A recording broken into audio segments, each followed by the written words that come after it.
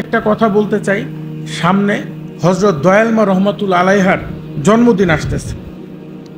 তো আলটিমেটলি দয়ালমার জন্মদিনটা হচ্ছে কবে? 8ই মে, বৃহস্পতিবার।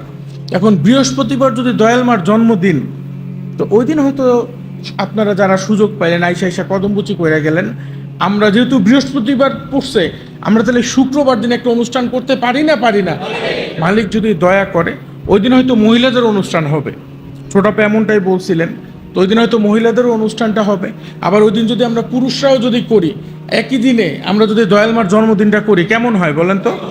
মালিক যদি দয়া করে আমরা আগামী 9 মে কেন্দ্রীয়ভাবে মহিলাদের একই সাথে দুইটা অনুষ্ঠান কিভাবে ভাগ করবো, এটা আমরা পরে আলোচনা করব। যে আমরা যদি প্রয়োজন হয় আমরা কমিউনিটি সেন্টার নিয়ে যেভাবে হোক, কারণ উভয় দলকে দাওয়াত দিতে গেলে, কারণ পর্দাও ঠিক রাখতে গেলে জায়গা আসতে পারে। কারণ এখন তো কাজ হইতেছে। আগে একটা সুযোগ ছিল, ভিতরে সব মহিলা বসায় দিতে পারতাম, এখন কিন্তু আমাদের এই সুযোগটা নাই। তো কিভাবে করব এটা পরে আমরা জানাই দিব। তো মালিক যদি দয়া করে আমরা সেন্ট্রালভাবে আগামী 9 তারিখ মহিলা এবং পুরুষদের অনুষ্ঠানটা করতে চাই। কেমন হয় বলেন তো? মালিক দয়া করে।